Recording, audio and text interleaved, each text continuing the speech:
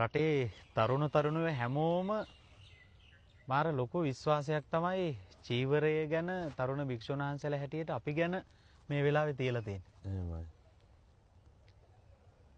මේ අදත් එහෙමයි හාමුදුරනේ එදත් එහෙමයි.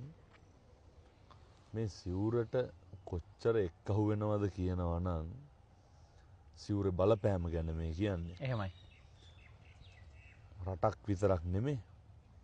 එක ජාතියකට කොටු වෙච්ච පිරිසකුත් නෙමෙයි. එහෙමයි. ජාති ભેදයකින් තොරව බොහෝ මිනිස්සුන්ගේ මතිමතාන්තර සුමගට ගන්න පුළුවන් ප්‍රබල අවියක් තමයි සිවුර කියලා කියන්නේ. එහෙමයි. හොඳටම පැහැදිලි සිවුරට කොච්චරනම් එක්කහු වෙනවද කියන එක හන්තානම් මේ සම්බුද්ධ ශාසනයේ චිරස්ථිතිය වෙනුවෙන් ඉදිකරන මේ දැවැන්ත විහාර කර්මාන්තනේ. එහෙමයි. මේ තේවත්ත වටා එක්කහු වුණා නෙමෙයි මේ සිවුර වටා එක්කහු වෙච්ච නෙමෙයි තියෙන්නේ. එහෙමයි.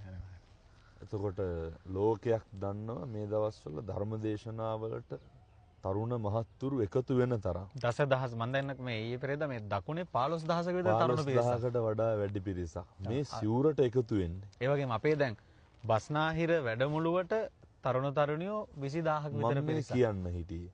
එතකොට මේ ලංකා ඉතිහාසයේ කිසිදු පුද්ගලයෙකුට ඒ රැස් කරන්න බැරි. අපි දන්නවා කවුරු රැස් කරනවා නම් බස් දාන්න ඕනේ, කණ්ඩ බොණ්ඩ දෙන්න ඕනේ. තව දේවල් සපයන්න ඒක ලොකු කැම්පේන් එකක්. එහෙමයි. නමුත් බොහෝ දෙනෙක් නේ මිනිස්සු තමන්ගේ අතින් වියදම් දරාගෙන සමහර අඥාන මිනිස්සු මොන කතන්දර කිව්වත් හාමුදුරුවනේ එක්කහු වෙන්නේ සිවුරටනේ.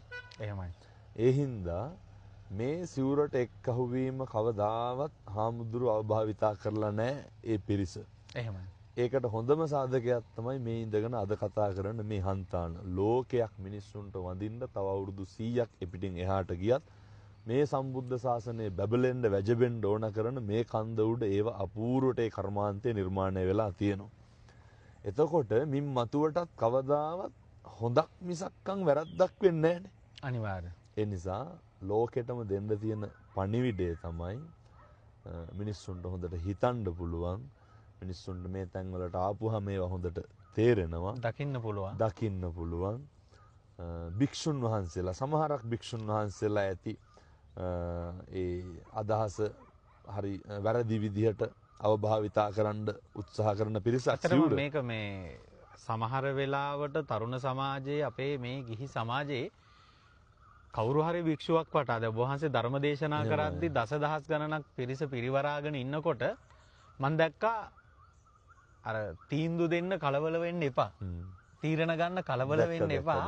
තව ටික කාලයක් බලන්න ඕනේ මුලදී ඔහොමයි. ඒ කියන්නේ ඒගොල්ලෝගේ ඒ අදහසින්ම අපිට තේරෙනවා ප්‍රාර්ථනා කරන්නේ මොකද්ද ඉක්මනින් අයහපතමයි පරිහානියමයි ප්‍රාර්ථනා කරන්නේ. බිඳ වැටීමම ආරම්භයේම අපේක්ෂා කරනවා.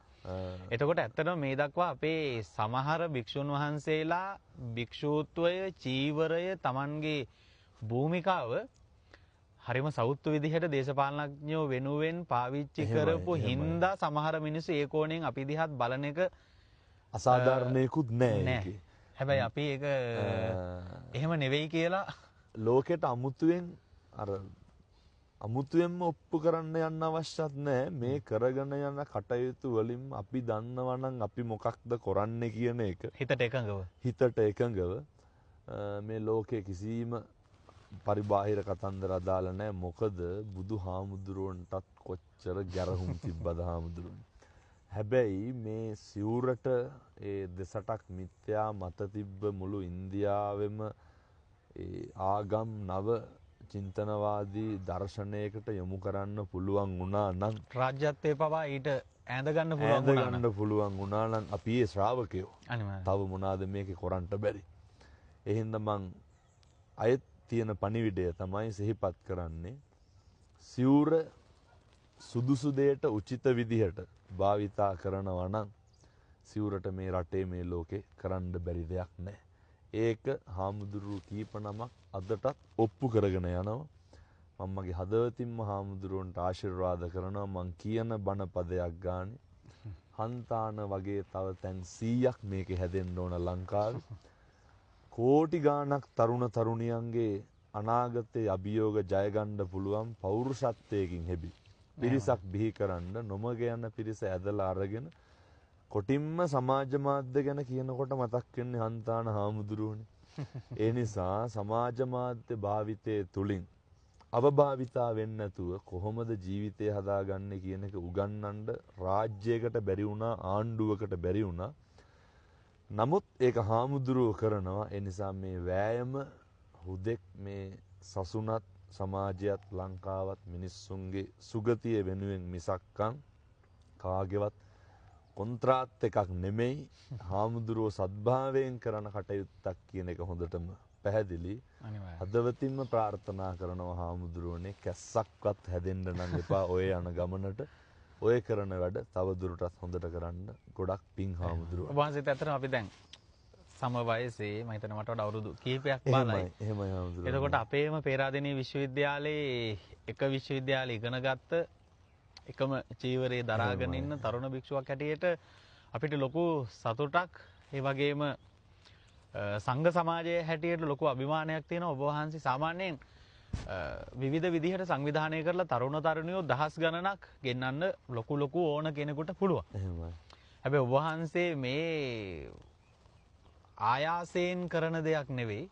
රටවටේ තරුණ තරුණයන් මං හිතන්නේ සෝමහාමුදුරුවෝ වැඩ ඉන්න කාලෙට වඩා ලොකු පෙරලියක් ඔබ වහන්සේ මේ පුංචි කාලෙට කරලා තියෙනවා.